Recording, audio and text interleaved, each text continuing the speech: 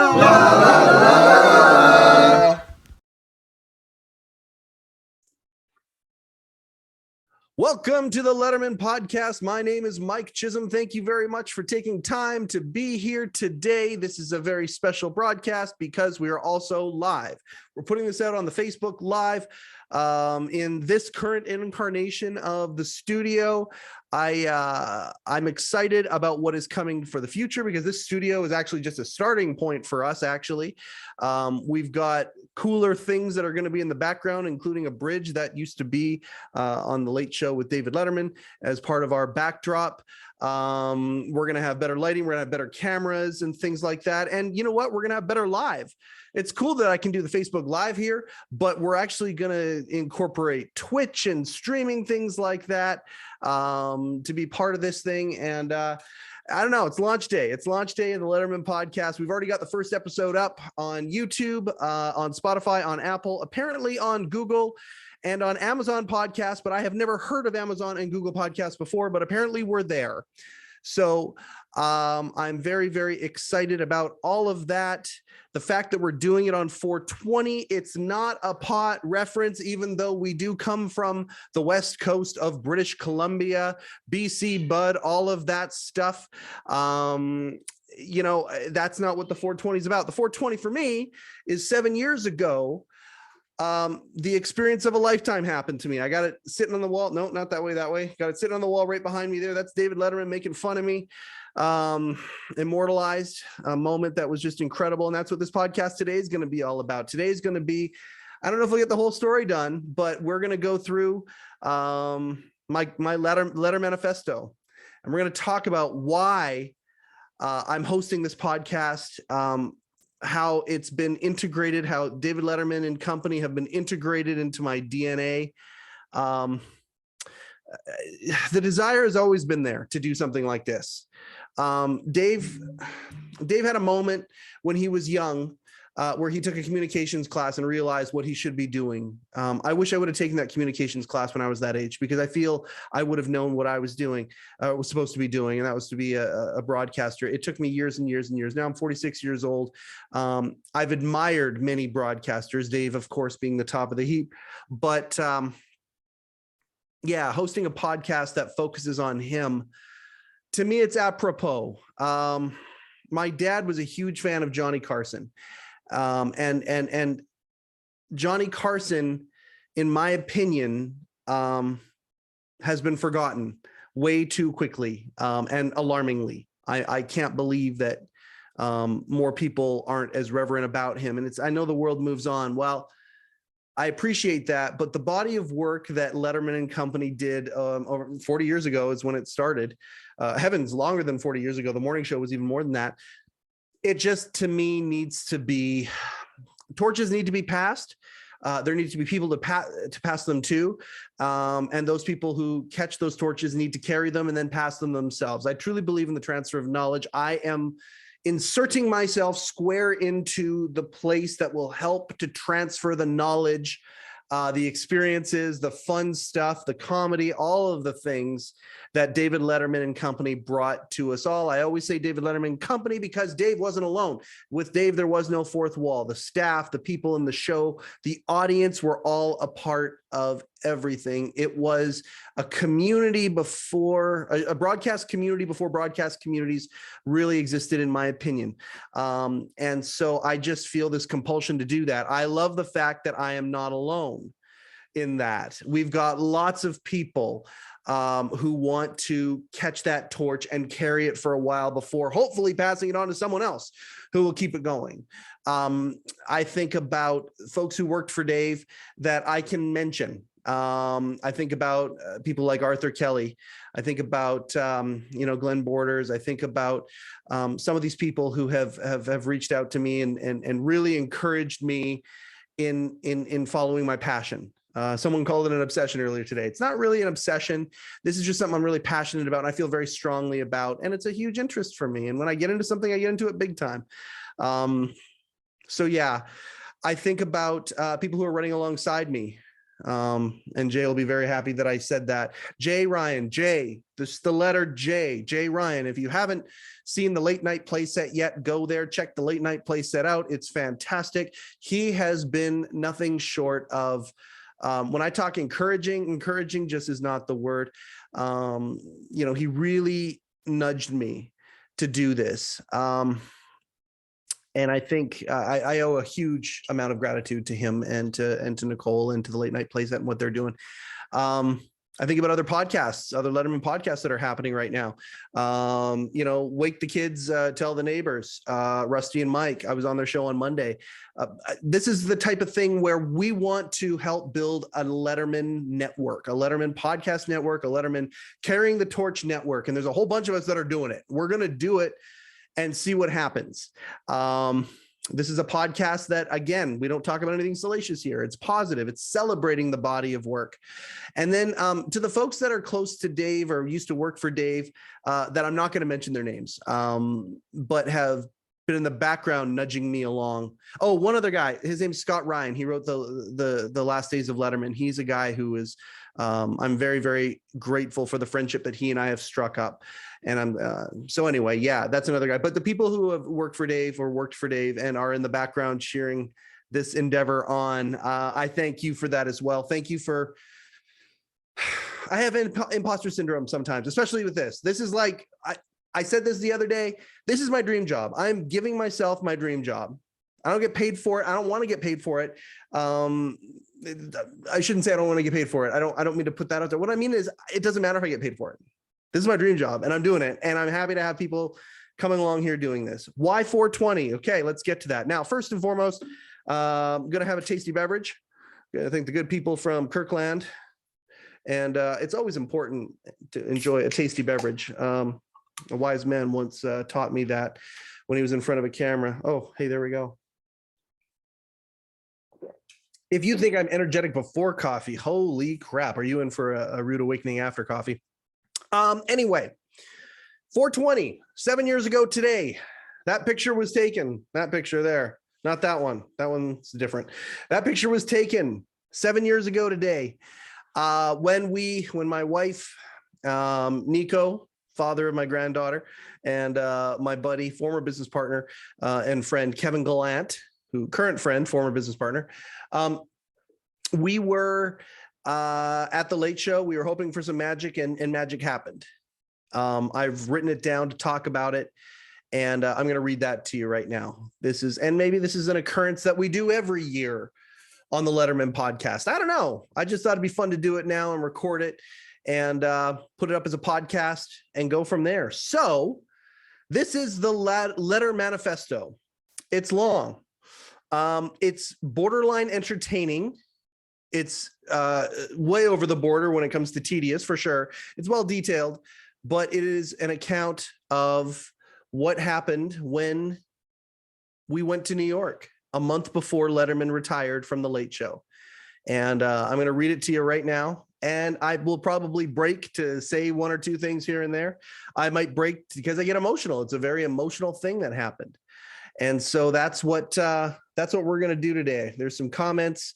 I know it keeps going in and out. I'm not sure why it keeps going in and out. Perhaps it's because it's all near the telephone with its 4G network. It's not a 5G yet. Maybe that's the key. Maybe I need the 5G, but it's on the Wi-Fi and it's around a lot of technology around us here. Perhaps that technology is interfering with the cellular or Wi-Fi technology that's happening here. I'm not certain, but we're going to keep going anyway and see what happens. Without further ado, here is probably part one of the Lettermanifesto, my story with David Letterman. All right, we ready? Bring it on. Is it time? Hopefully it's time. And hopefully y'all are seeing this. And by y'all, I mean, probably nobody, but I'm okay with that. I'm doing this with no outcome. The man who wants nothing is invincible. You always remember that. The man who wants nothing is invincible. And I'm doing this wanting nothing except for the enjoyment of the process. All right. I have decided to expand the retelling of my personal David Letterman saga. While these words you are reading right now are written in 2022, much of the content of this story was written back in 2020 when my family and I were guests in the city of Vancouver, British Columbia, while our then 18-month-old granddaughter was kicking the crap out of cancer. And we were all isolated indoors most days due to the emergence of the COVID-19 pandemic. During that day, both my wife and I decided to make the most of our downtime, focus and forced upon us, and write.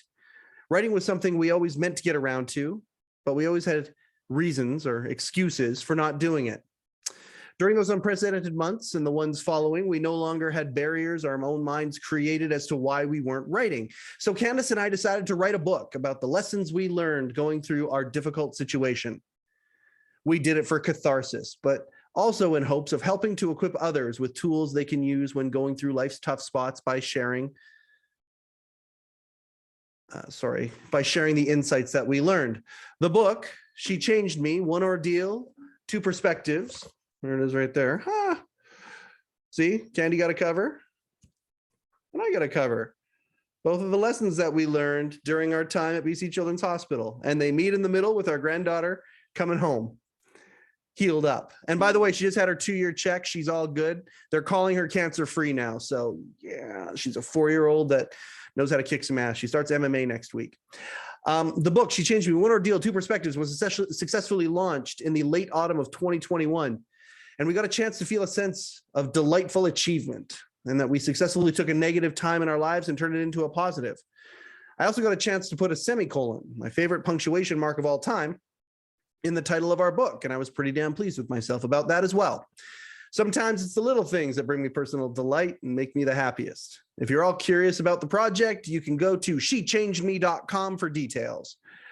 During those months, I had another experience I wanted to document. The events surrounding my enthusiasm for David Letterman, my encounter with him a month before The Late Show ended in 2015, and how those events are still affecting my life to this day. It felt good to finally get the story of one of my life's greatest highlights written down for me personally and for others to potentially enjoy. It was raw, fairly unorganized. One man who read it responded by saying, "Great story and well told, but for God's sakes, paragraphs, man." Yet it did a better than good job of explaining the details of my adventure back in 2015 and some of the ripples that were still being felt in my life since that beautiful April in New York. I've decided now that I'm a bona fide published author, I would go back to the body of what I had written and clean it up, making it more accessible for public consumption and have it professionally edited. At first, I thought I might use the gal who edited our book, but then suddenly the universe intervened and threw someone into my life who would be the perfect editor and collaborator for the project. Her name is Irene Hoffman, and she contacted me out of the blue after reading the story in its original form. My tale touched something in her, and the emotions that came out as a result compelled her to reach out to me. Turns out, Irene has made a living as an English teacher for decades, and one of those teachers who cares about her students and the written word with her whole heart. She is one of those teachers. She is also a big enthusiast of David Letterman Company, as I am, having visited the show dozens of times. She's also Rupert's girlfriend. More on that later.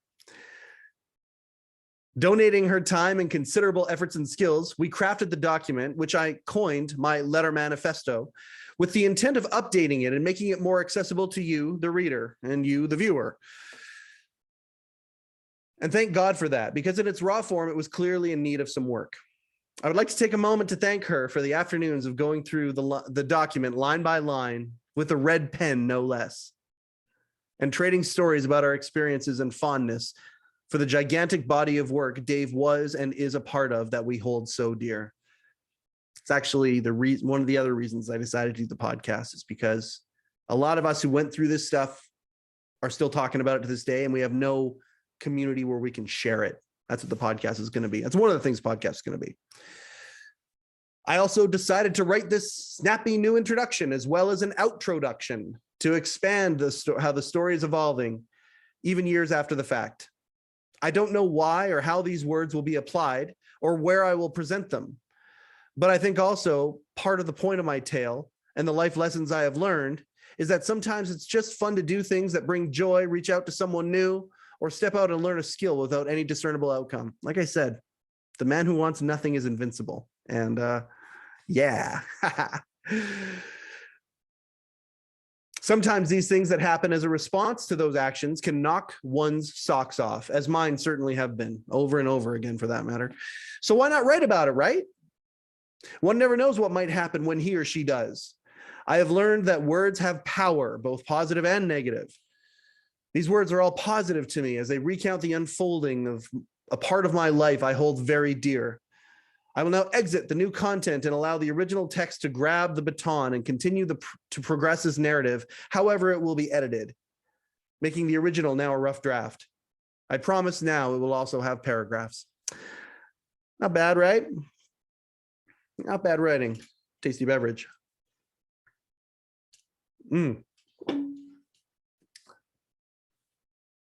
Okay, so we go back to March 2020.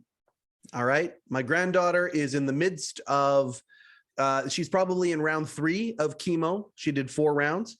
And COVID has sprung up around us at this point, and there's a lot of downtime. That's what somebody tells you. If somebody in your life ever has cancer, here's a hint. Cancer has lots of downtime. It's expensive and it has lots of downtime. Those are 2 takeaways. But the downtime, Candy and I decided to do some things, and I wrote this back in 2020. Here we go. Because my family and I are in isolation in a foreign city for a few months, I have some time on my hands.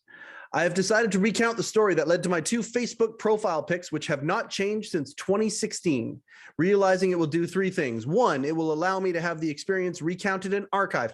2, it will allow me to share the story with like-minded people who I am sure will understand why it's so precious to me. And 3, it will kill some time, and we have lots of time right now. First, the profile picture. Yes, that is my wife, Candace, and I at David Letterman's desk 1 month before he retired from The Late Show with David Letterman. In that pic, I am pretending to interview her. We have a version also where she is interviewing me, and I'm just going to do a quick little whoop. Can you see that? Me and Candy at Dave's desk. Notice the salmon jacket. Notice the salmon jacket. That's going to play a part as well. For the folks listening to the audio of this, hey, go to YouTube and watch it. I don't know what to tell you. I hope that this little blurb is for the audio people. For the people watching YouTube, they're just watching me talk right now. Audio people, thank you very much for hanging in there. We appreciate it. I just showed a picture of me at David Letterman's desk with my wife. As for the cover photo, the gorgeous black and white shot, and that guy right there, that is Dave, of course, on the left. The gentleman on the right being laughed at by the entire audience, that's me. What's happening in that pic? Well, you got to read on to find out. I actually have a better version of it, and it's in plastic right now. Look at that. That's Dave talking to Paul Schaefer, making fun of me, the entire audience laughing at me, and me sitting like a Cheshire cat, enjoying every second of David Letterman using me as a comedy speed bag. It is one of the greatest moments of my life. One of the greatest moments ever. I loved it so much. I couldn't believe it happened, and I can't believe it got immortalized, and we're going to talk about that in this story. And if you, the viewer, have an experience with The Late Show, similar, unique, special to you in your way, like mine is special to me in my way, please reach out to me, lettermanpodcast@gmail.com, because I think we should all get together, and I think we should all trade stories. Trading stories is fun. Let's do that. Anyway, as for the cover photo, the gorgeous black and white shot, that is Dave, of course. On the left, the gentleman on the right being laughed at by the entire audience, that's me. What's happening in the pic? Well, you got to read on to find out. Now, this next sentence, you're going to find this hard to believe, but it is true. I do not want to come across as a bragging blowhard in telling this tale. That is not my intention. However, this is real. These are real words, man. This is me being very vulnerable here at this point. However, I am an enthusiastic guy, and sometimes that enthusiastic positivity gets taken incorrectly as being arrogant, which I am not. I love celebrating life's amazing moments personally and sharing those amazing moments others experience as well. This was a highlight of my life. I have recounted the story on stage, and I've been told I was mildly entertaining in doing so, so I can only hope that you too get at least a slight smile while hearing this non-embellished story. There's something else about this tale that could whet your appetite. This story includes a non-politically correct joke Dave told during that magical evening in which those pics were snapped. The joke contains a phrase I find so funny, I still use it to this day, and one I am not sure he's ever going to say in public again. I hope he does, though. So hold on to your hot dogs, kids. My name is Mike Chisholm, and this is it, my David Letterman story. First, some background. As I write this, I am 44. I'm 46 now. I know, right? Look fantastic. I am 44, and I've been an admirer of Dave since I was about 9 years old when I first became aware of him. To that point, Fred Rogers had been my favorite broadcaster. I always liked him more than Sesame Street. I gravitated to Mr. Rogers. I really liked the way he communicated with us kids with maturity and respect while being edutaining at the same time. There were other broadcasters I admired as well. Ron McLean, host of Hockey Night in Canada. Go Ron. He's been on my other podcast. Love that guy to this day. Vince McMahon of the then cartoonish World Wrestling Federation, to name a few, and lots of others. Just love broadcasters. For some reason, I always gravitated my intrigue to broadcasters who communicated with me as if I were the only audience member in attendance. Had I the self-reflective skills at that age that I do now, I would have understood that these were indeed gifts I also possessed and probably would have been nurtured and pursued them somehow. However, that was not to be, as I did not see it back then. I believed I was destined to gravitate to David Letterman as my favorite broadcaster of all time, even in my preteen years. My earliest memory of Dave was around 1984 when I was 9 years old. I remember sleeping over at a friend's house, staying up late, flipping through the channels on TV, probably looking for softcore porn, as my friends were older, and boobies were the elusive holy grail to them back then. We, for some reason, landed on Johnny Carson. The other guys didn't pay much attention as we were all playing text adventure games on my buddy's VIC-20 computer. Adventure.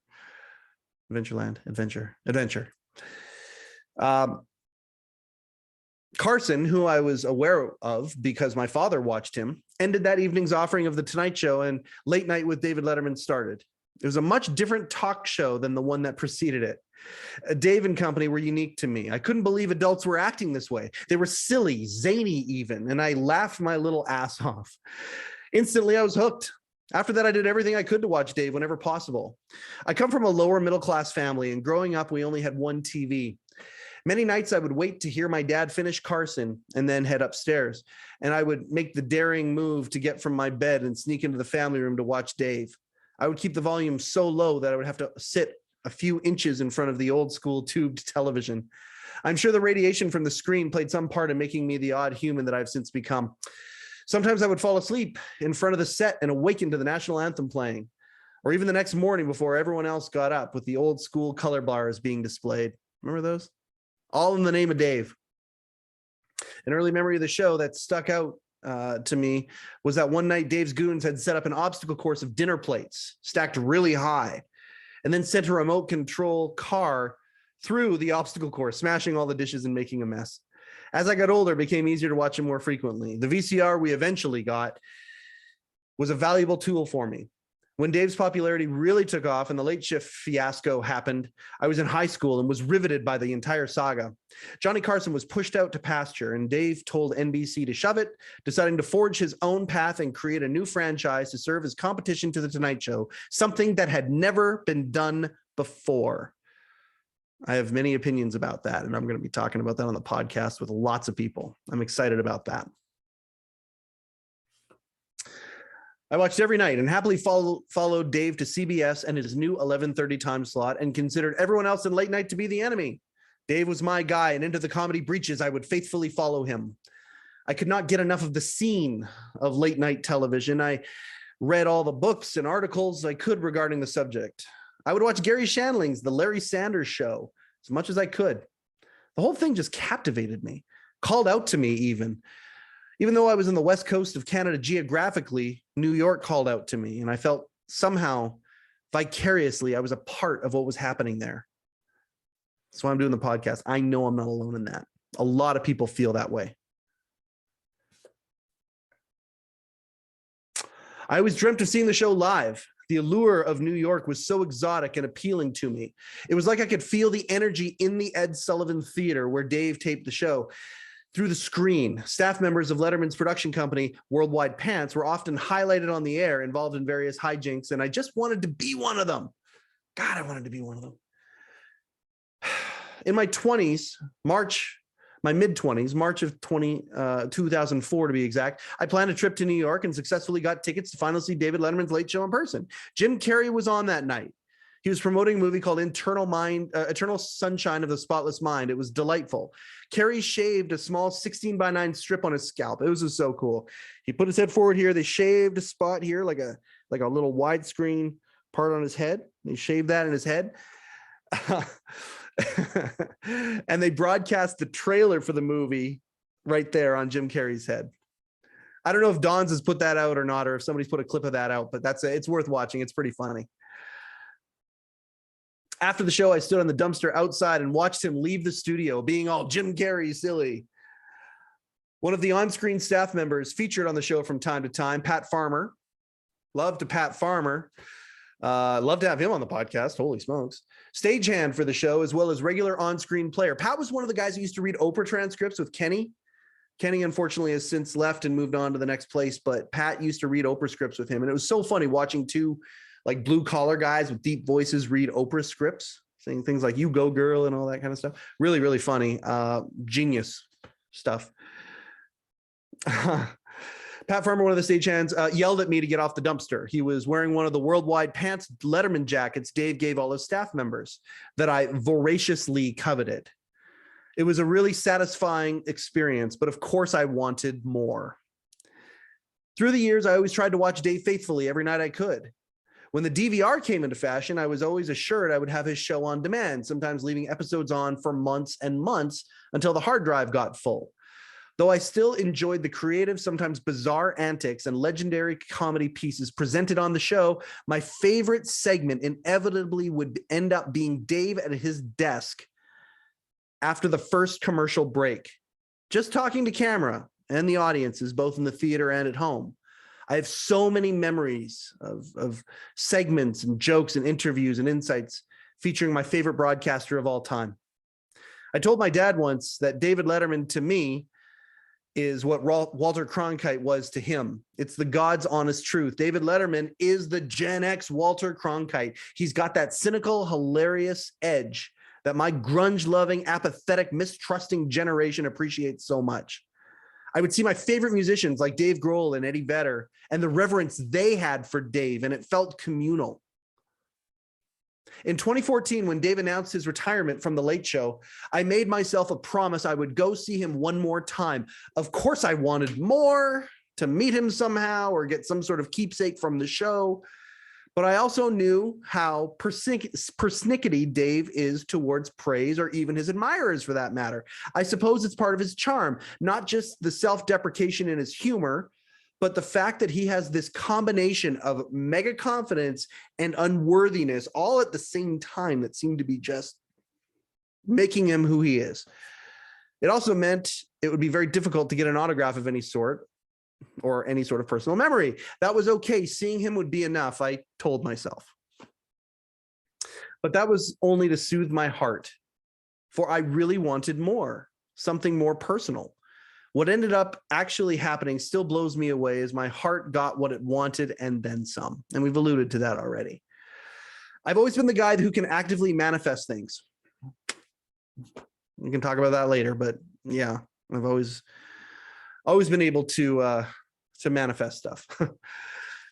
Don't get me wrong. I don't just wish things into existence. I also put intention and actions towards what I am looking to do or achieve. Many times things work out even better than I hope. I have dozens of examples of this. I've been asked to speak at seminars and things like that about this. It's weird, but I just go with it, because many times those events lead to other people getting a lot of enjoyment or a lot of fun. Usually when I manifest something, other people are having a great time too, and going, holy cow, I can't believe that just happened. Hard to explain, but anyway.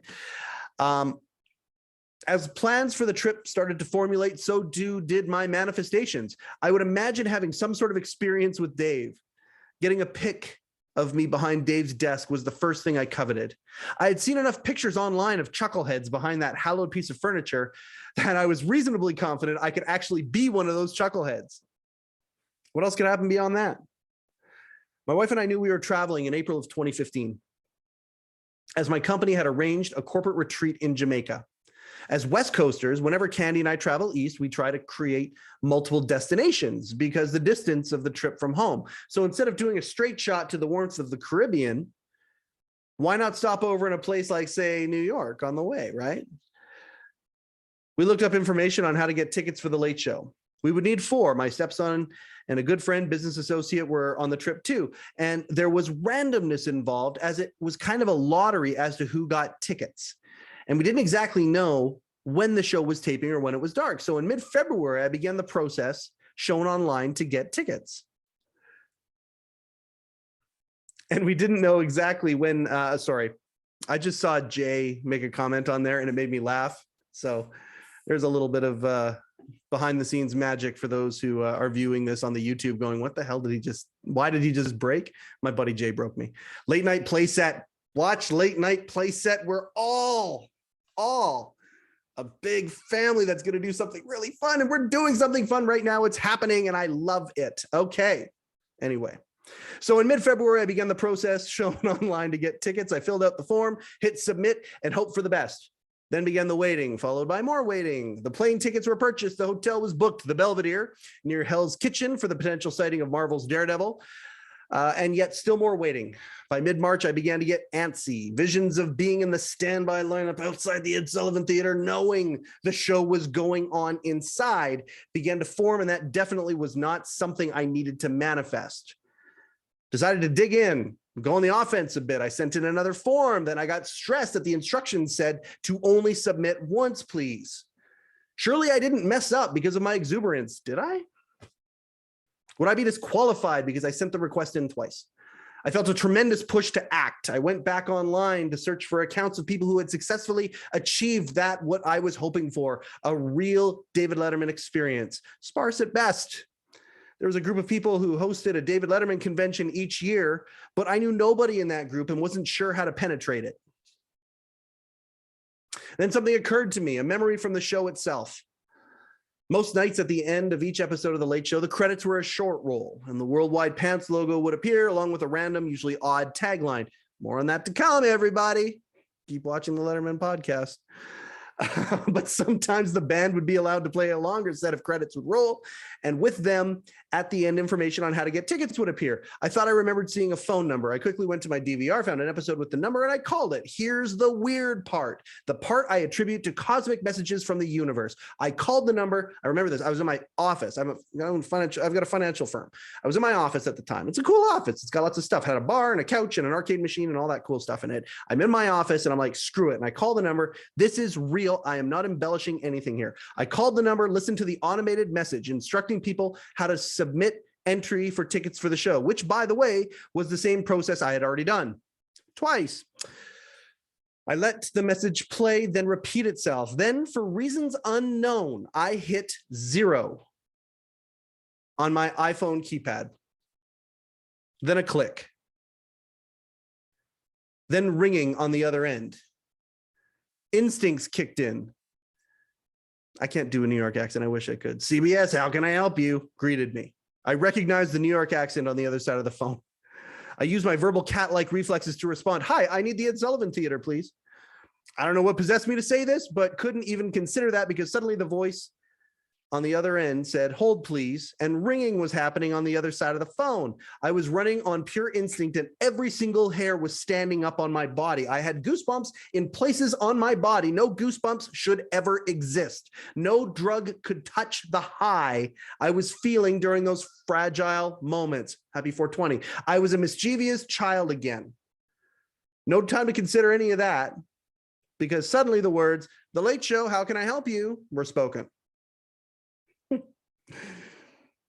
Good afternoon. I need someone in audience coordination, please. I said with the intention of sounding as sure and confident as Batman, realistically sounding squeaky like Robin.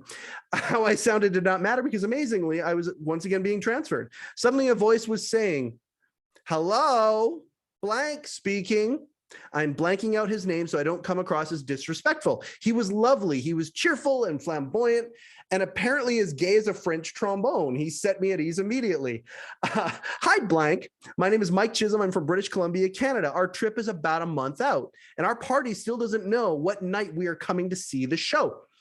Since we are booking the trip around seeing Dave one last time, I was hoping we could get confirmation. Are you the one in charge of group bookings? And is 4 considered a group? I apologize.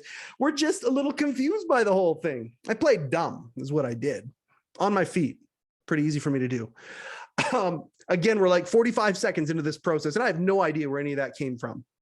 No time for that, though, because blank responded immediately by saying, oh, I'm so sorry. It's been crazy around here lately. Let me think.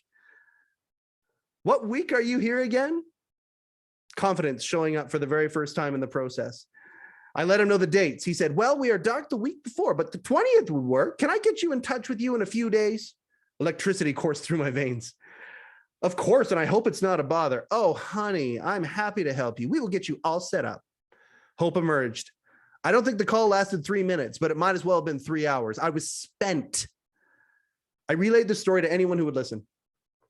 Excitement bursting from me. A few days later, no contact. Interesting. Then a few more. Now that antsy feeling was back. What do? Try it again? I couldn't see another option. So I went back to the well. Called the number on the recording, hit 0 right away this time, and repeated the process. This time, I'm pretty sure the guy who answered, The Late Show, how can I help you, is the guy who used to play Mike Singletary, the San Francisco 49ers coach on the show, and would scream like a madman to Dave after football games. Okay, his name is Arthur Kelly. Much more on him later. No time to find out, though. I had tickets to secure. Good morning, could I speak with blank? I said, with much less nervousness as the first time, but still miles away from confident. Oh, I'm sorry, but blank isn't here anymore. Now those instincts had to kick in again, and I would have to be good on the fly. Oh no, I said with more truth than not. We are coming from Western Canada for a show the week of April 20th, and he was getting our group set up. Is there someone else I could talk to? I tried to be sympathetic rather than an unsatisfied customer, but who knows how it came out. Must have been all right, though, because he said, oh, I'm so sorry. Let me see who I can put you in touch with. Hope emerged again. Still in the game. A gal came on the line and took my info. I told her I was a big fan, was bringing my family, and wanted to give them the best experience ever. She was empathetic to the situation, and she said, okay, we will try and get you in on the 20th. In a few days, someone's going to call you back with a couple questions about the show. Would that be okay? Now I was confused. But hey, I was running on pure bullshit up to this point, so I figured might as well just go with it. I said, sure, and again, started playing everyone's favorite, the waiting game. In the days I was waiting, I would constantly imagine what the experience could be like. I wasn't obsessed. It was more whimsical. I just felt it in my bones that something special, perhaps even life-changing, was going to happen. Mercifully, I didn't have to wait long. The call came in while I was in my vehicle with a buddy a few days later. We were on a side street. My phone rang while it was sitting in the cup holder. I saw the New York area code, nearly drove off the road in my haste to park. I put it on speaker. Hello, Mike speaking. I tried to say to be nonchalant, most likely failing. Hi, Mike. This is Kevin from The Late Show, was the reply I got. Here we go. Hi, Kevin. I'm so sorry about this. Thanks for getting back to me. This trip is a huge deal to us. And I just want to make sure that we're good to go. Is the 20th a go for us? I asked presumptively. Mike, it sure is. I have that there are 4 of you. Is that correct? You bet, I said. My buddy, who knew the entire saga because I wouldn't shut up about it for weeks, just rolled his eyes and shook his head. But then that universal magic happened again. I just didn't know it at the time. Okay, great. Hey, listen, it sounds like you're a pretty big fan, he went on. I've always, by the way, called myself an enthusiast. I've heard Dave talk about the word fan before and fanatic and what all that means to him. Enthusiast is what I am. I'm not a fanatic. I just very much appreciate it all. But I'm going to go with it because, you know, this is Kevin from The Late Show saying that to me. Hey, it sounds like you're a pretty big fan. Do you mind if I ask you a question or two? I was puzzled, although still jubilant knowing I was one step closer. Of course, Kevin. And again, thank you. Yes, I am a massive fan, playing to him there, enthusiast. And so happy to be seeing Dave one last time. I hope to get as close as possible and really let the experience sink into my memory banks forever. I'm glad. I have a couple questions about the show. So as you may know, the theater we run in has a deli beside it. The Hello Deli. Yes, I enthusiastically interrupted. Kevin laughed. Okay, you know that one. Oh, yeah. We plan to see Rupert, the deli's owner and frequent part of Dave's show over the years. More on him later, if at all possible. And more than once when we were there, I said confidently, almost insulted at the elementary nature of the question. Okay, that's all, he responded with a laugh. I decided to press on because in my head, this was the gatekeeper, how right I would end up being. Kevin, I totally thought I would have to answer things like Paul is from Thunder Bay or Dave's mother is named Dorothy or some harder ones. I am delighted that is all you were looking for. I'm so grateful and excited, which I was. And just so you know, we understand what you go after in an audience member. We will dress sharp. We will be excited and ready to laugh. There was a pause. I know I had given him food for thought. Mike, we are very happy to have you here on the 20th. Here's what I need you to do. When you arrive at the theater that day, go straight to the front of the line. And I need you and your 3 guests to tell the attendant you are on Kevin's gold list, okay? Bingo. My buddy sitting beside me was beside himself, shaking his head and laughing at what I was literally falling into. Kevin, I could not be more grateful. Thanks, man, I said triumphantly. As we hung up, I sat there vibrating, knowing I would see my broadcasting hero, my best friend on TV, one last time.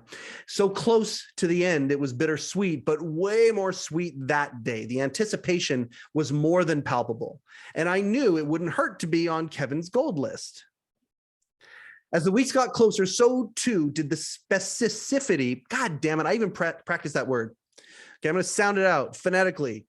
As the weeks got closer, so too did the specificity of my manifesting. I imagined the desk all the time. I wanted that picture badly, but I also, the possibilities of what Kevin's gold list might be. I kept wondering. Of course, I had delusions of grandeur that would come and go. Could it be a meet and greet? No way, not with Dave. Maybe we'd meet Alan Coulter, the Late Show announcer. Nah, probably not. Front row? Yeah, that's got to be it.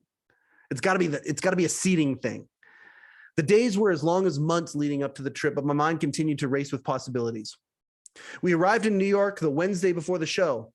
I love New York.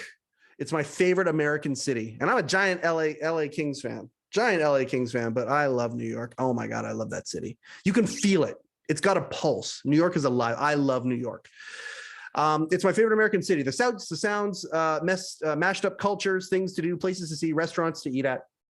To me, it's like a gigantic Vancouver in many ways, and I love Vancouver as well. The first night around 9 p.m., after we checked in, I insisted we take a walk by the Ed Sullivan Theater. I intended to see that marquee as many times as possible during that trip. It was awe-inspiring to me every time we passed it. And I have dozens of pictures from all sorts of angles. A bunch of them I shared in the Letterman Podcast group.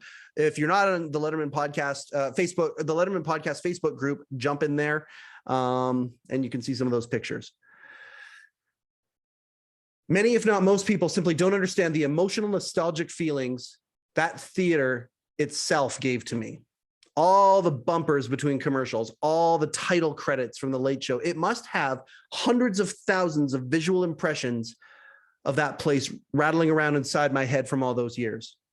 I teared up more than once when we passed it. 100% true. 100% true. Yeah.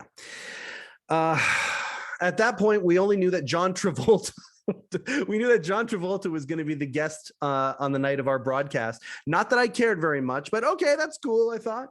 I remember back in the day when Dave got all excited when Pulp Fiction came out and would talk about it on the show a lot, but I really don't have a massive connection to Travolta other than that. My wife, on the other hand, was delighted as Grease is one of her favorite movies of all time. I have a confession for you, the Letterman Podcast audience. It's a confession that I don't know if I'm proud of. It's a confession I'm indifferent to. I've never seen Grease. I've eluded it. My wife and I have tried to see it a couple of times in our marriage, and she's like, why haven't you seen it? You know, I haven't watched Grease ever. Anyway, I watched Grease too with that English fellow. That was delightful. That English fellow with Catwoman. Oh, that was awesome. But I never watched Grease. Please take time to enjoy a tasty beverage, by the way, which is I'm going to do right now.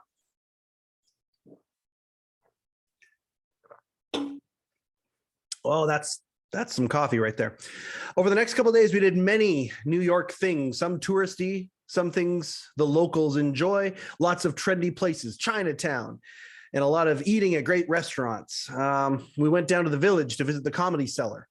We looked at the lineup, which at the Cellar can change any time, as many big-time comics routinely will walk in to work out new material, bumping who was scheduled to perform in the process. And we were excited about seeing a couple mid-level comics we recognized. Again, that universal magic. During our set, 3 comics were bumped instead, and Aziz Ansari, Louis C.K., tuning up his monologue for SNL in a few weeks, which was hilarious. It was about a pedophile, and he nailed it. Oh my God, he nailed it. He nailed it. Yeah, it was really funny. And Amy Schumer all made unannounced appearances. We went right up to the restaurant after and met Aziz, who was sitting at an adjacent table. Claire Danes was there. She sat right beside. That was weird. So, oh, hey, all right, cool. It was a great night. The highlight was Amy, though, for sure. She was working off notes while she interlaced a few stories of filming what would end up being Trainwreck, which was in post-production. She was sharp and very funny.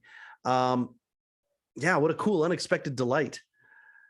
Little did we know how that night would end up adding to the tapestry of our story. The next day, it was clothes shopping. At this point, you surely must be asking, why in the blue hell am I giving all these details? And probably reconsidering if I'm actually a blowhard or not. Well, everything has to do with the climax of the story, I promise. That morning, we passed the theater again. So it's a Saturday morning, totally on purpose, by the way, on our way to that day's adventure. And we noticed staff at the front entrance. I was elated. On a Saturday? No way Dave would be here. Finally, I could get my shot at Dave's desk. The staff were all in late show garb, noticeably young, probably mid-20s at most. I walked up to one of the fine, this is a true story, not embellished, okay? I walked up to one of the fine young men and confidently asked, hello, I was wondering if you could help me make a dream come true. My companions were mortified. He was taken aback for sure, but I was long practiced. We were under the marquee and I pointed inside and I said, right behind those doors is Dave's desk. In a month, it will be gone forever. And so too, my chance to have my picture taken behind it. Could we please make it happen? It would be a dream come true. He studied me and with genuine regret said, I am sorry the studio is locked up. While we're doing something, what we're doing here is for the audience next week. I think they were handing standby tickets, but that particular detail eludes me. Oh, I said, okay. We're at the show Monday. We're on Kevin's gold list. What can I do to make this happen? Vinny, he's running security Monday. He can make it happen. I wish you luck. He happily told me. Wonderful. More information is always good. Later that day, we went to Century 21 down in the financial district. Now, if you've never been to Century 21, I will do my best to describe it. It's like Ross or Winners in Canada. If you're Canadian, Winners, that's Canadian. Winners is Ross in Canada, but with super high-end designer clothes. And it's 5 floors. It's a shopper's paradise, and we are shoppers. By that point, I already knew instinctively the only way I would have an encounter with Dave was for him to select me to ask a question when he comes out and talks to the crowd before the show. And I was pretty sure I was locked into the front row. So my chances were better than they would have been otherwise. But I wanted to even up the odds even more. I usually am the guy who wears a suit jacket with jeans, a nice dress shirt, and Jordan style-wise. I have a financial business, but I like dressing cool for the industry rather than in a stuffy suit. That day at Century 21, I knew I wanted a special jacket for the show, which I should have worn today, by the way. Oh my God, why didn't I wear that jacket today? It's okay. I'll wear it another time. I knew I wanted a special jacket for the show, so I bought 2, a vibrant blue one, the other salmon. What's salmon, you ask? Pink, but on the ready side. Yeah, I wouldn't have known it either. My wife had to tell me. But it was perfect, as I knew it would stand out. If Dave was scanning the crowd, the chances of his seeing it were good. The rest of the weekend was a lot of fun, but for me, I was only about 75% present mentally. The anticipation was building in me, and all I could think about was seeing Dave. I was rehearsing all sorts of scenarios in my head. Candy warned me not to set myself up for disappointment. She knew how important this was to me and was worried that the experience would be tainted if something special didn't happen. I heard her, I considered her words, but at that point, my mind was convinced something special was going to happen, and I couldn't really fathom anything else. Thankfully, I never had to wonder, because every single expectation I had was blown away on that fateful Monday. All right, now I was going to stop here, but it isn't as late as I thought it would be. I'm about halfway through here.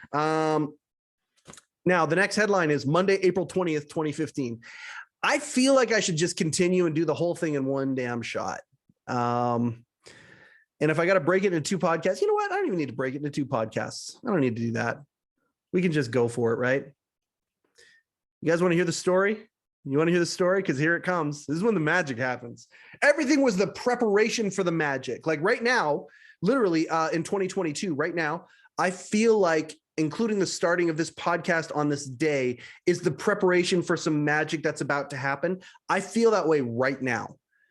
And we can talk about some of that stuff with some of the people that we're running alongside with. But you can do it. All right. You know what? We're going to do it. I feel like that magic is happening right now. There's a whole bunch of things being put into place. And that's what this story 7 years ago was up until today. Up until 7 years ago today. Let's do it. Monday, April 20th, 2015. Happy 420 in the past. I was going to make a Back to the Future joke, but I've decided not to. I could hardly sleep the night before, and I woke early. It was a gray day in New York, but I hardly cared. We putted around in the AM, and I knew it would be going. I knew we would be going to the show early, much earlier than necessary, but that was good. That's what I'm going to be doing on May 7th, by the way. Going to the show earlier than I need to be there. May 7th, I'm going to see Dave. I'm excited about that. Okay. A nice slow build. The video recorder in my head primed and ready to go. The plan was to go to the Hello Deli for the third time that trip to eat. My favorite sandwich is the Paul Schaefer. Buy some late show merch and talk to Rupert. I said that today in a post. I dream of New York pizza, Halal Boys street food, and I dream of the Paul Schaefer sandwich from the Hello Deli from Rupert. I dream about that to this day. Buy some late show merch and talk to Rupert. He remembered us when we came in. Now, here's the thing about, here's the thing about Rupert. Rupert is one of the kindest, most gentle men I have ever met and has seemingly infinite fucking patience for fans of the show.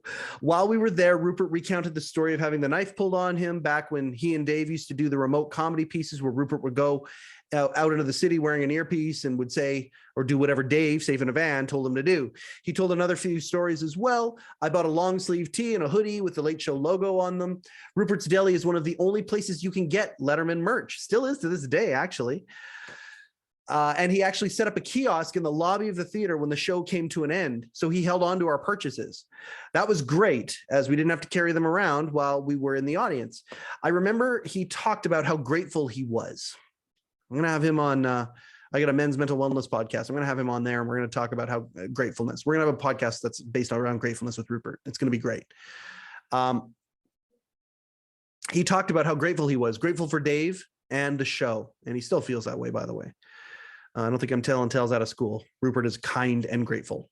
He's such a good man. And the Paul Schaefer sandwich is amazing. When I asked deeper things about Dave, he was sheepish. I could tell how respectful he was of Dave's privacy, which I appreciated, but would have loved to hear a story or two about the man behind the man. He used words like life-changing more than once while talking to us and the other customers who asked him questions. What a class act. I want to go back just to see Rupert and to have a Paul Schaefer sandwich. But I digress. And this is no time for digression, because now it's time for the part of the story where we go find Vinny. We left the Hello Deli and went around front. For those who have never been to the Ed Sullivan Theater, under the marquee is where the audience enters, but there is a side entrance that basically walks right onto the iconic stage set. Jay Ryan knows a lot about this. It's the entrance where the guests come in and go out when they arrive, and apparently many of the staff as well. It's also where the Hello Deli is. along the same long wall. We did exactly as we were told, went right to the front. The audience lineup was already quite long and declared we were on Kevin's gold list. We were immediately directed to a separate roped off area right at the front. And it would be an hour or so before we would be let in. So we could go get something to eat or come back if we wanted. Yeah, right. Not that day. Laser focused. I thanked the person, then I asked if I could speak with Vinny. I fully admit I asked with an intention that made the person assume I knew Vinny. They said, oh, okay, sure. May I say who's asking? Tell him it's Mike, I said confidently.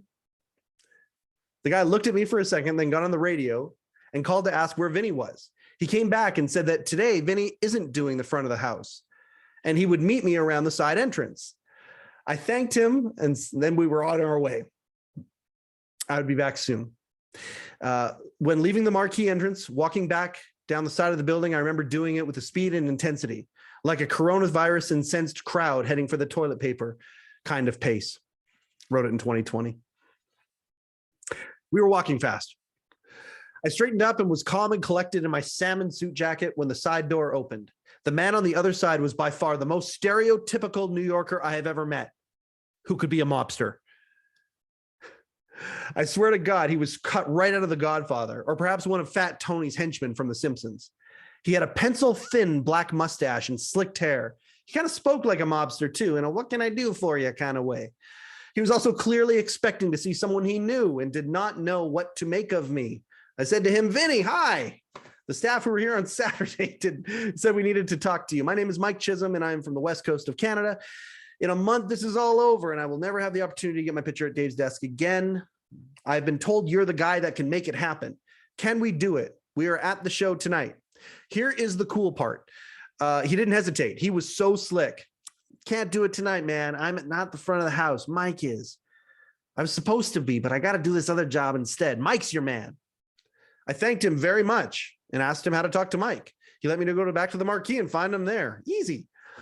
We have a spot saved there at the very front of the line. A very cool PS to this part of the story. If you search Bill Murray's appearance on the 2012 December 6th episode of The Late Show, you will see his appearance begin with an SUV speeding up and Murray being dragged out of the back with a hood over his head and thrown into the Ed Sullivan Theater like he's a hostage. One of the security thugs who brought him in was Vinny. I spotted him in other clips in the show as well. Rad. If anybody knows Vinny, by the way, in Letterman world, I would love to have him on the podcast. We went back around front, found the same coordinator from before. I let him know what Vinny said. He said to me, oh, great, Mike will be out here soon, and if he's running the front of the house. I was satisfied and relaxed a bit. The four of us talked and waited nervously. Well, actually, it was kind of me who was more nervous. My wife, stepson, and buddy actually found the whole thing kind of funny. I think they were amused that I was advancing as far as I was, or at least in my own mind I was. It was at that point we started talking to some of the other people who were selected in the lineup we were in. There was a family from Florida who were cool, and a professor at an Oregon college, among others. When I'm excited, I'm a gregarious extrovert and can strike up conversations with strangers pretty well. And we all started talking and sharing stories. They were excited to hear about our trip. We relayed the tale of the Comedy Cellar. One of the gals from Florida said, oh, Amy Schumer's the second guest tonight. Awesome. 2 Schumer sightings in one trip? Before long, a guy in a suit walked out. He spoke with the coordinator, and they both were looking at me. He motioned me to come over to him, and I was immediately struck that this was easily the most stereotypical New Yorker who could have been a mobster I have ever seen. Sorry, Vinny. He was bald, gruff, took no crap, and talked like Robert De Niro in pretty much, well, everything, any of his movies. He spoke abruptly. Okay, what's going on here? I changed my approach slightly. Vinny said you were the man who can make this happen. It's done in a month, man. I need my pick behind Dave's desk. Mike studied me for a second and said, okay, no promises, but hang around after the show. I was confused. Like what, in my seat? I asked. As soon as I said that, he said, oh, wait a minute. You're at the show tonight? Yeah, man, we're on Kevin's gold list. I said proudly. Oh, that guy, he snickered. Oh yeah, we'll get it done. When everyone stands up and leaves, you two stay put. Wait for me. Cannot describe the feelings that flowed through me when he said that. I was elated, so happy. Went back in line completely satisfied. I actually relaxed a little bit. And it wasn't that it was bad not relaxing. It was just this electricity, excitement. But I actually did kind of go, okay, because we had it locked down. We all talked more, that nervous energy flowing through all of us. Me and Oregon talked about our favorite Letterman moments. Lots of back and forth and playful banter. Not too long after, Mike came out and actually posted himself right in front of us. I couldn't not talk to him. It was so fun just to hear his responses and his fantastic accent. Tough guy, a real tough guy. I told him about how we were told Vinny was the guy. And he snickered and said, yeah, he's got Travolta duty tonight. He pronounced it Travolta. Yeah, he's got Travolta duty tonight in his accent, and rolled his eyes as he said it, almost like it was a punishment. Who knows? Maybe it was. I don't know. Oregon had to use the restroom. So he asked and was granted access. After a couple minutes, he came out with a triumphant look on his face. I just met Alan Coulter in the bathroom. Immediately, I was filled with righteous fury and jealousy. God damn it. I love Big Red. But at the end of the day, I ended up being happy for his good fortune. And besides, I had the desk shot to look forward to. Before long, it was time for our crew to be let in. Mike gave Candy and I a wink as we passed through the main doors, which made me giggle. That guy was awesome. Time for a tasty beverage. I should give you more warnings so y'all can enjoy a tasty beverage as I do this. All right. The process of filling the theater was a science. A well-oiled machine. The way it works is they file everyone in groups of a few dozen into the lobby. Then a young, energetic audience coordinator lets people know the do's and don'ts of being an audience member. It's really basic stuff, the most noteworthy being be energetic and happy, don't call out, and above all, no phones. I miss the calling out. Remember on late night when every once in a while, like the audience is a little bit more edgy and they would call out more and there'd be almost, yeah. But at the end of the day, two different shows. The theater show had its own rhythm to it, and they indoctrinated us as to be a part of that rhythm. It was really quite impressive how they had it down. Be energetic and happy. Don't call out. Above all else, no phones. Our group got a more specific instruction. It was very clear we were the first two rows because they focused on the Q&A portion. Questions to ask and not to ask. One of the gals told us a question Dave loves is for advice of any sort, or about how he enjoys being a parent. Dave loves talking about his son. I had my questions ready in my head already, weeks ago. We were told then how to file in. Our group would be the first in, so we needed to fill the lower seats directly in front of the stage. The theater has three sections, left, center, and right. We came in on the right side.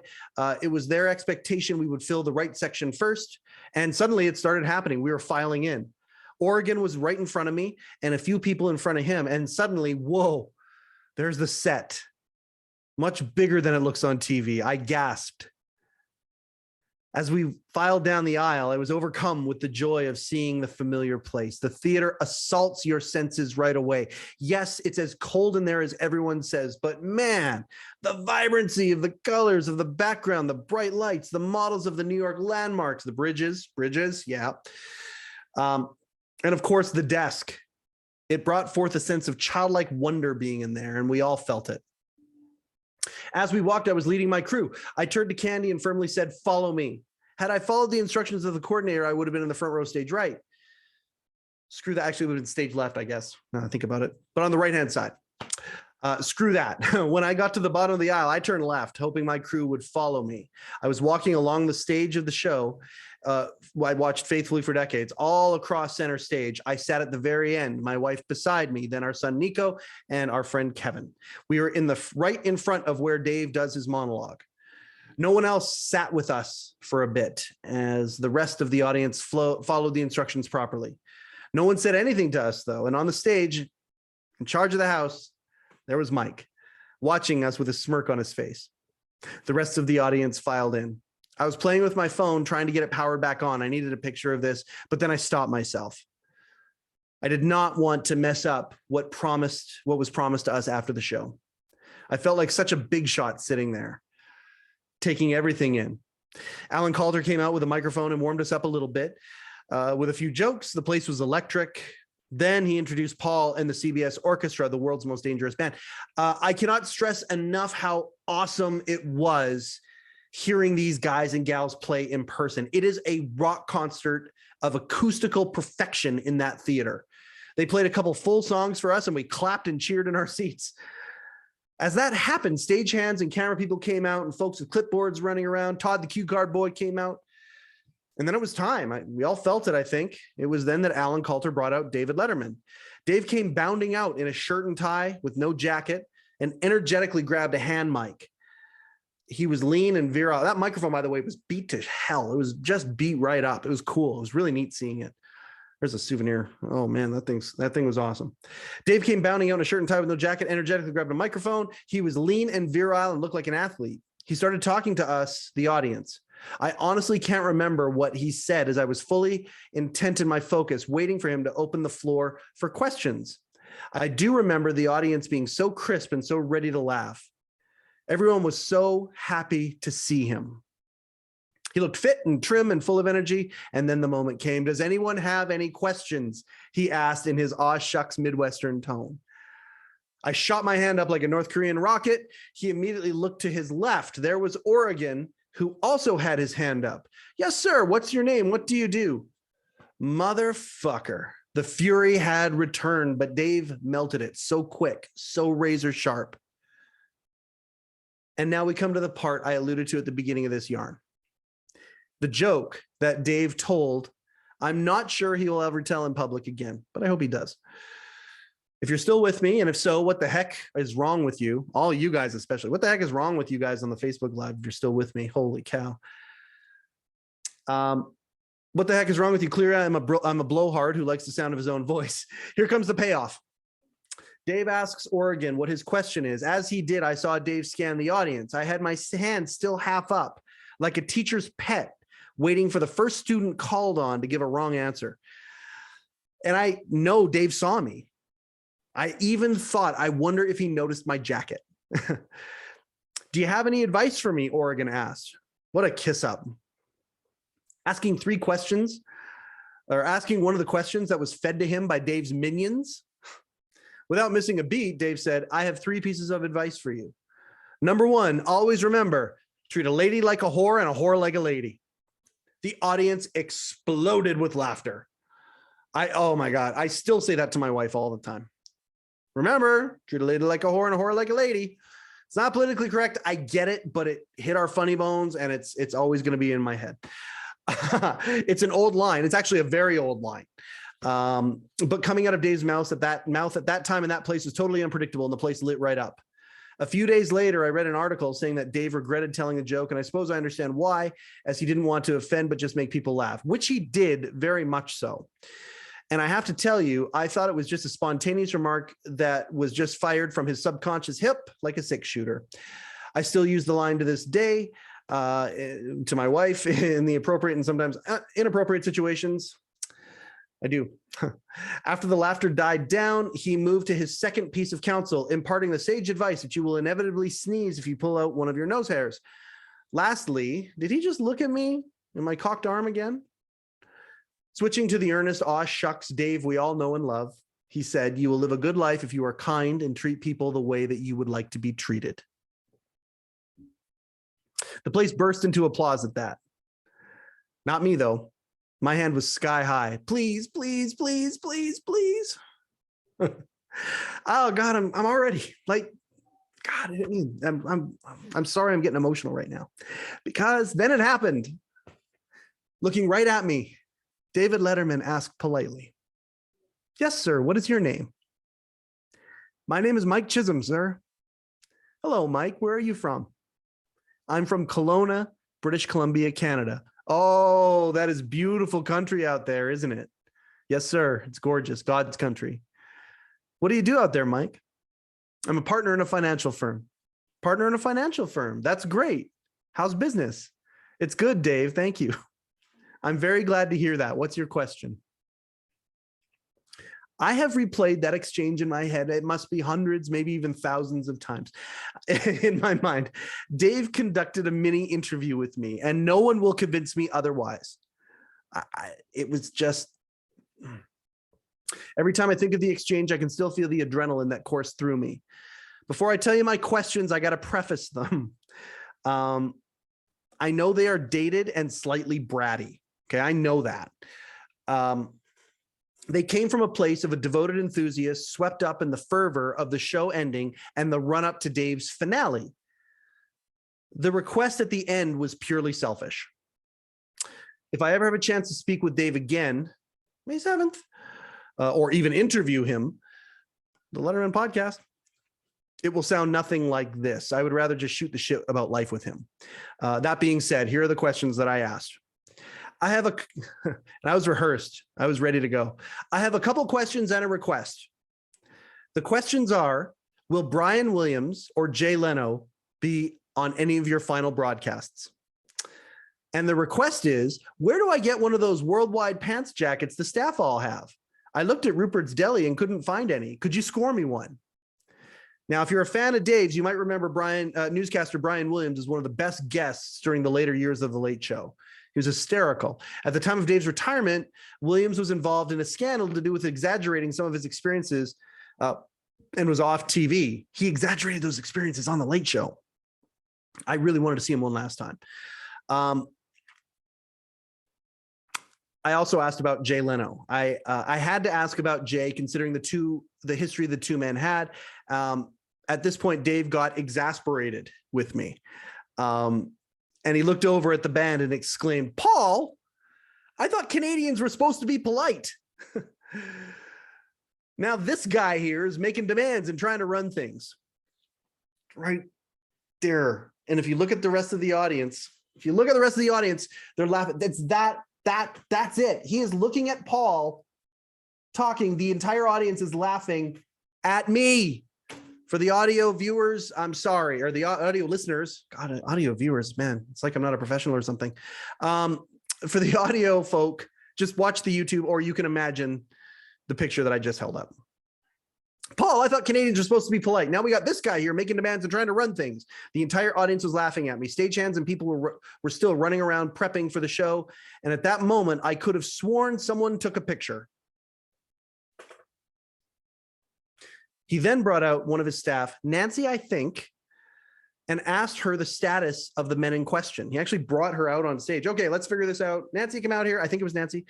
And asked her about the men in question. Her response was that both men's representatives have been contacted and they would see.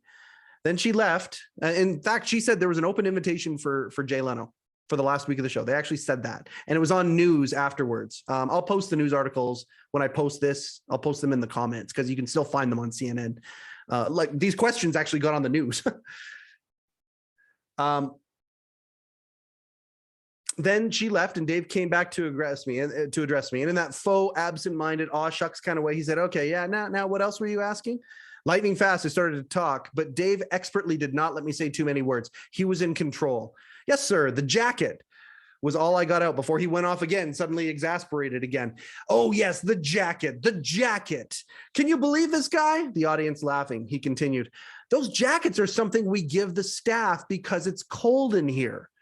Without hesitation came my crowning achievement. I asked loud and clear and quick, "Got an application?" To which I am proud to say, it's happening again, I made David fucking Letterman laugh. It was just for a second, but it only takes a second to create a lifelong memory. Then just as fast he shot back, "Come see me in a month." The whole place still laughing. He continued, jackets. Look at you. That's a heck of a jacket you have on. What color is that?" "Salmon," I said. "My wife helped me pick it out." "Salmon, well, there you go. Is that your wife there?" he said, pointing beside me, but also picking up tremendous, palpable momentum all of a sudden. "Yes, sir, that's my wife, Candace, and nice to meet you, Janice. Let's go, Paul."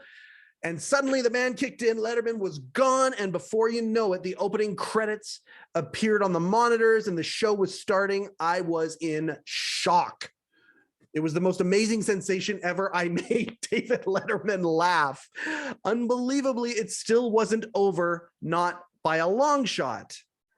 The theme song to The Late Show played, and everything was just like you see on TV. Those of you who are Letterman fans might be able to guess what's coming up. One of Dave's signature moves is to incorporate an inside joke from the warm-up, usually with a quip referring to an earlier pre-show exchange and then cutting to someone in the audience. He's done it for years, all the way back to, I believe, the morning show. This can happen before he starts the monologue or during the show, if and when the moment makes sense to those in attendance. Yeah, you bet your ass it happened here. Dave came out to thunderous applause and a standing ovation. And the moment everything settled, before he started his monologue, Dave opened up by saying sarcastically, "If you're really good, we'll give you a jacket." And bam, the camera cut to me, laughing in the audience, with Candy and Nico and Kevin beside me, and the entire audience laughing with us, or at us. Paul muttered, "Salmon," supporting Dave's slightly irritably toned comment. Holy shit. Dave referenced our exchange on TV. Immortalized. An ultimate dream come true. Take that, Oregon. The show continued. I won't recap much more except for one thing. When it was Amy Schumer's turn to come out for her segment, a little more of that universe magic happened. After her first exchange with Dave, the four of us all looked at each other in amazement. The entire segment, other than a couple of Dave's quips, was Schumer's performance we saw the previous Friday at the Comedy Cellar. He fed her the openings to nearly every joke, and she nailed the punchlines. We never would have known that had we not seen it with our own eyes. Dave is the master at giving guests the best chance to succeed, and Amy certainly did here. What a cool Easter egg. One day I'm gonna have Candy on the podcast. She'll talk about that. It was just amazing. An entire little stand-up set that turned into an interview, and we got to see it from both sides. And that was damn cool. There was a beautiful performance by a band making their network television debut called the Water Boys. And suddenly the show was over. It was super tight, man. I believe the entire performance was like an hour and 10 minutes. The band played through all the commercials. Unlike other shows where the band plays leading into the break, stops, then plays a different part of the same song coming back from commercial. Fallon. Only a couple times Dave would talk, mess up and say, "Okay, let's pick it up here and keep going." He was so slick. There was only a couple times. You have to really watch. He'd be talking about something and stutter and go, "Yeah, okay, let's start. Okay, we'll take it from here," and just start back again. Like, it was so slick. What a pro. What a damn pro. No, not a pro. The best, a legend in his craft. And then suddenly it was over. Dave gives us a final wave, and the audience filed out like they were instructed at the beginning. Not us, though. We had different instructions, courtesy of our favorite tough guy, Mike. He took his spot center stage. By the way, if anybody out there knows Mike, send him our way, please. Lettermanpodcast@gmail.com. He took his spot at center stage to make sure all was in order. Friends and family of the crew came out, put their instruments aside. Probably 30 people began to populate the stage. It was kind of chaotic when Dave left on the stage. Some were already taking pictures behind the desk after Dave's chair was removed and a stool was put in its place. Before long, Mike gave Candy and I a head nod and brought us up. "Had some fun, did ya?" He quipped as I literally bumped into Paul Schaefer and shook his hand with a quick, "Hi, Paul." I gave my phone to Mike. "Can our friends come up too?" "No," he said flatly in a harsh, lovable New York accent. I motioned him that we would like a picture of me interviewing Candy and one of her interviewing me. He rolled his eyes, but with a smile. And then it happened. I was sitting behind David Letterman's desk. And thankfully, I had the forethought to take a few seconds to really take a look at the view. I looked at the lights. I looked at the set, the rapidly emptying theater. I looked at, with presence of mind, the view that Dave saw every night for decades. The podium, Paul's position with the band. I was so grateful in that moment, and I go back to it often. Snapped back into a reality with a quick, "Come on, I don't got all day." We finished up and handed the phone, and Mike handed the phone back to me. I looked at him and said earnestly, "Mike, thank you so much." "Check the picture to make sure it's good," he commanded. They were both perfect. "I want to hug you. I'm so grateful." "Get out of here," he said, and with a sideways smile, and he shook my hand. We went back into the lobby in shock. I cannot believe that fucking happened? I remember saying, we got our stuff from Rupert, who had it all bagged and ready for us. And suddenly we're back on Broadway in the drizzling rain again. We went back around the corner to the stage entrance just in time to wave at Felicia, Paul's amazing guitar player, as she appeared to be walking home after work like any other day. We chatted with the Water Boys, who really impressed us with their performance that night. They put their gear in the van. At that point, my memory goes blank. I seriously cannot remember where we ate or what we did. I have no clue. That is until 11:35. Back at the Belvedere, the four of us watched in the room, excited to see our experience from a different perspective. Of course, moments into the show came the zenith, the highlight, where sure enough, the four of us were the subject of an inside joke Dave shared with his global audience, like I had seen hundreds of times before over the years. What a keepsake. What a thing. What a souvenir. But the story, unbelievably, isn't quite over. Afterward, over the next couple of days, I kept tabs on Dave. Parts of the Q&A actually made CNN, the parts about Jay Leno and Brian Williams.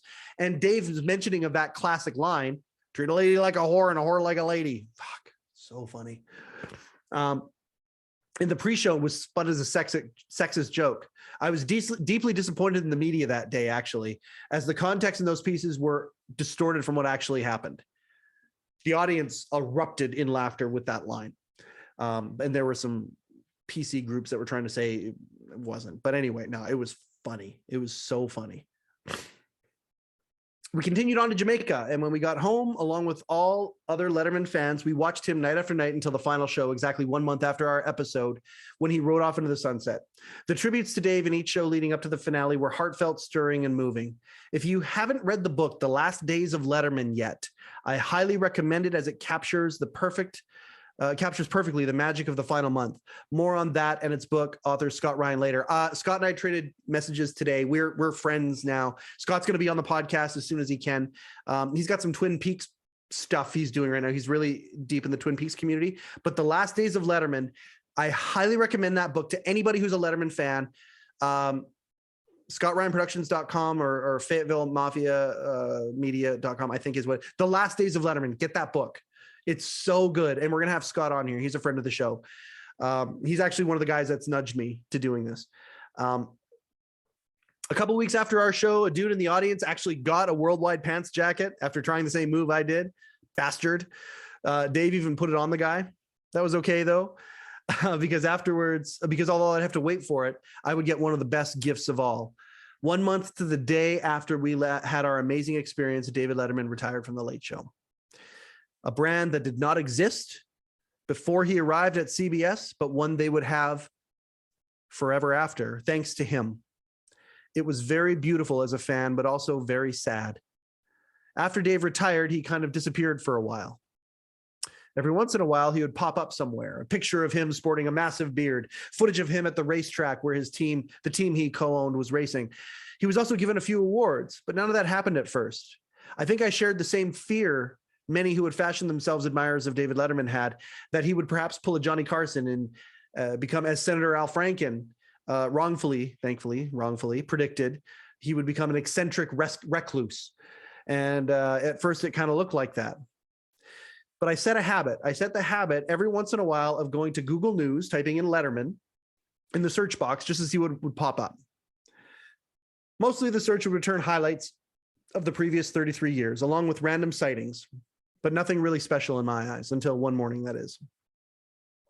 It was a beautiful Sunday in early June of 2016. Candy and I were in bed. We slept in. When we awoke, we stayed in bed there with our iPads, having a lovely, lazy Sunday morning, warmed by the sunbeams as they came through our bedroom and warmed up our bed. It was quiet and serene. That is until I scared the hell out of her by exclaiming, "Holy shit," near the top of my lungs and flinging my iPad in utter shock. Not an embellishment. I was flabbergasted, and I threw my iPad and I could not talk.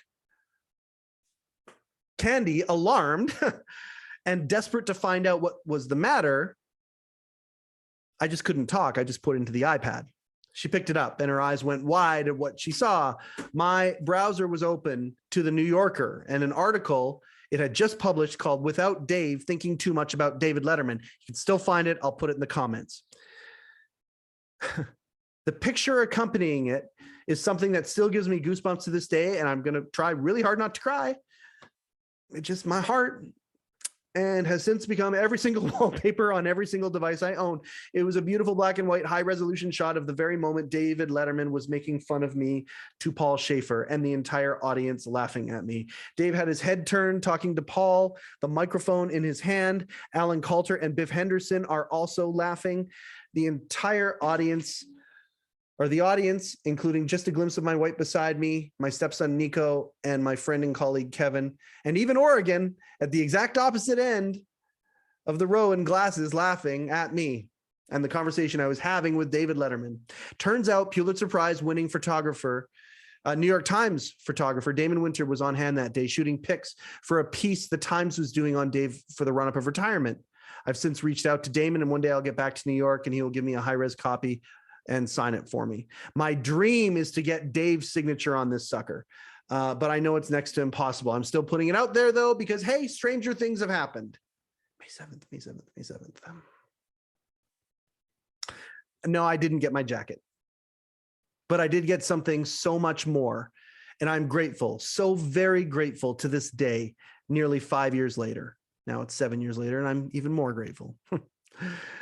I'm certain Dave would think it's silly, which makes me smile.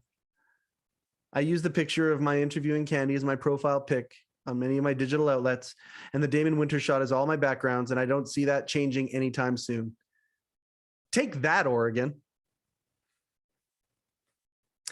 Peace, love, Mike Chisholm, Stuck in Isolation, March 2020. That was it. That was the story I put up. Makes me emotional to read it even now. Man, we're an hour and a half. Hope that's cool. The introduction is short and it leads up to this podcast and the formation of this podcast. So let's just finish it off. If there's anybody still watching, I don't know. I don't know if this is entertaining or not, but it's going to go up on the YouTube because, well, I've seen a lot of things on YouTube that aren't entertaining. So why not add to the pile?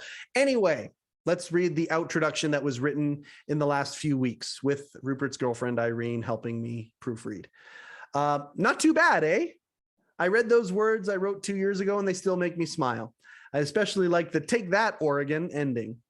And some of the folks who have braved reading the entire saga have commented the same. So if the ending was so good, and why feel the need to write an introduction? Well, it turns out the story isn't over yet. A bunch of stuff has happened since I released those words, and I have told a few like-minded folks my story. I suppose I owe Mark Zuckerberg a beer or kombucha or whatever the hell he drinks. His platform led me not only to getting my jacket, but 3 more as well. Facebook, Meta, whatever you called now. Thank you. But even more importantly, the relationships that it's led to. Way more important than the jackets. I'm a relationship guy. So I'm starting this podcast. I want to have relationships with people who have stories like me out there. And people who worked for the show.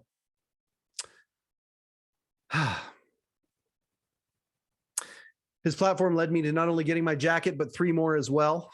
Not to mention the relationships with a whole bunch of people who worked for Dave, wrote about Dave, or were part of the late night late show machine. And as the story is still in motion, in ways I could have never predicted. While we were at BC Children's Hospital having the pandemic spread up around us, I wrote those words to stay busy and take my mind off things. Once they were written, I wasn't sure what to do with them. Coincidentally, around that time, randomly, I say that facetiously as I flat out do not believe in coincidences, I was invited to join a David Letterman fans group on Facebook. I'm uncertain to this day why the invite was extended to me. Facebook groups are not something I usually frequent. In an increasingly polarized world, I see so many divisive, argumentative bickering on the platform that I keep it at a solid arm's length in hopes of not becoming embroiled in such behavior. Life is too short for that kind of stuff for me, but to each their own. I'm not trying to judge anyone with that statement. However, I assume someone stumbled across my Facebook photos and brought the group to my attention.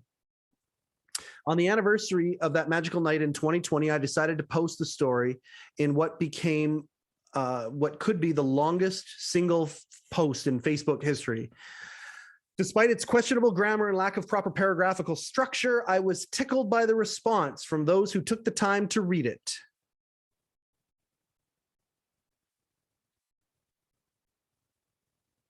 Sorry. I appreciate my friends. Being in a digital space surrounded by folks who fancy themselves as enthusiasts of Dave, I assumed the story would resonate, and it did. What I wasn't prepared for were the responses from folks who had similar encounters. Obviously, the experience I had was unique, but I wasn't the only one who has had a unique experience with Dave or his shows. Far from it, in fact. Over the years, thousands of folks have been touched in similar ways, and my story was a lightning rod for folks who wanted to share their experiences as well. It was the beginning of a communal experience that is healthy to this very day. I would like to mention something else that is a big part of the aftermath of our time in Vancouver. My wife, Candace, founded a men's mental wellness app called He Changed It. Go to hechangedit.com, check it out. It's a place for men to go work on their wellness. Okay.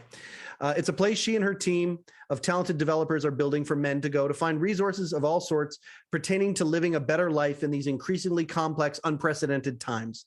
Not politically motivated, but rather culturally, to put it in a nutshell. My wife doesn't like the world her boys are inheriting and doing something about it to bridge the gap. She and her team are creating a support structure for men in hoping of effecting changes that make the world a better place for them, trickling down for all. She was well into the project before our sudden excursion to Vancouver. I want to point out that my granddaughter is nearly 4 now and happy and healthy and a force of nature. But while we were away, we weren't sure about the future of He. We had always talked about the idea that if He Changed It ever got off the ground, I would host a podcast for it. I even had a title. HeCast, the official podcast of He Changed It. I envisioned talking to counselors, life or performance coaches, athletes, filmmakers, and more. Anyone with a story to tell that could lead to food for thought in hopes of creating an atmosphere for betterment of men out there who might be silently struggling, something that is happening in global proportions. While never hosting a podcast, I came to realize that I should have been a broadcaster, and I wanted to take the opportunity to do it here. Not for money, but for the experience and for wanting to help the cause while gaining the experience that my soul deeply yearned for from within. It felt like my life's purpose. When we got home in May of 2020, after being away from our home for nearly 5 months, we got back to building He, and the podcast was to become a reality sooner than later. As the reality of having a show that was vitally important to the future of my family and well beyond came closer, I knew I needed experience. Our youngest son had just struck out on his own as a videographer, and I had a bit of experience working with local television on a community program, but I never hosted a show on my own before, but it was really my heart's desire. While all of this was happening, the deepening of relationships with the folks in the Letterman community was also happening, and at a rapid pace. It had gone far beyond other fans and was moving into meeting and chatting with people who used to work for the show or wrote books about it. I'm a naturally curious person, and even then, a pretty good conversationalist. So I came up with an idea. What if I created a YouTube show called Tales from the Late Show? And I just recorded interviews with some of these people I was meeting. I could use it as practice for HeCast, and at the same time, pick the brains of folks who were part of the show, who gave me so much insight and joy for all those years. Remember Arthur Kelly, the guy who answered the phone at the Ed Sullivan Theater?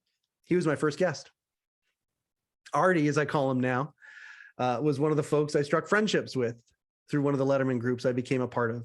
Artie answered the phone on Dave's floor and was an on-air personality on The Late Show for over 10 years. He was so patient each time I would ask him questions, and we talked quite a bit over the past couple of years about a lot of things other than The Late Show. I cringe when looking back at that first episode. I had yet to get the hang of interviewing guests over the internet, and I cut him off many times during our conversation. I am honored and grateful to say the next Christmas I received a box from New York. In it was one of the worldwide pants jackets Artie received as a staff member for working for Dave. I became extremely emotional when I opened that box and realized what it was. Thankfully, I've gotten much better at interviewing, and I am now a very strong award-nominated podcaster. I haven't won anything, but that's okay. We've shot and released over 100 episodes of HeCast, and not a week goes by where I don't have someone reach out to me thanking me for the show and telling me how it's helped them. Or women as well, saying how it's helped them relate to men in their life. It's a pretty cool feeling. Hechangedit.com if you ever want info on that. While there's still no money in it, we're a tech startup on the cusp of really blowing up in a good way. It's still one of the most fulfilling endeavors I've ever been a part of. But then this Dave stuff just keeps happening. In May of this year, I'm traveling to Los Angeles to see Dave do a gig for the Netflix is a Joke comedy festival. I'm very excited to be in the same room with him again. My mind is doing the same thing it was in 2015, exploring the possibilities, imagining what is possible. Of course, I am also taking action. I will have a couple copies of the magical photo, which hopefully I can get him to sign, which I will display in the podcast studio. I'll be wearing the same salmon jacket I wore on the show that night, even though it's a little big for me now. My goal is to meet him, maybe shake his hand, or settle for a fist bump in our new normal post-pandemic dynamic. The ultimate goal would be to interview him, I suppose. After considerable nudging from people, including some who worked for the show, I've decided to start the Letterman Podcast. Somebody has to do it, they say. I like the idea of it, connecting with folks who were touched by Dave and his shows, people who worked for him, people who had a brush with the show like I did, or other enthusiasts, keeping all of that wonderful content alive. The podcast will never focus on anything negative or salacious, but instead celebrate one of the greatest broadcasting and entertainment institutions that has ever existed or that will ever exist. The legacy has inspired countless others to do the same thing. Not as well. I have a fierce instinctive desire to pass the torch of that legacy to others, not for personal gain, but to share all the smart, clever, thought-provoking, and hysterical body of work that Dave and Company created, to preserve it for the next generation and beyond. It's real. It's right from inside me. What a thing. I would love to tell Dave that, to thank him for chasing his dream, because it made me chase my dream.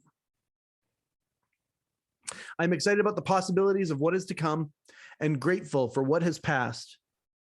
Until the next update, take that, Oregon. Peace. Love. Mike Chisholm, April 20th, 2022.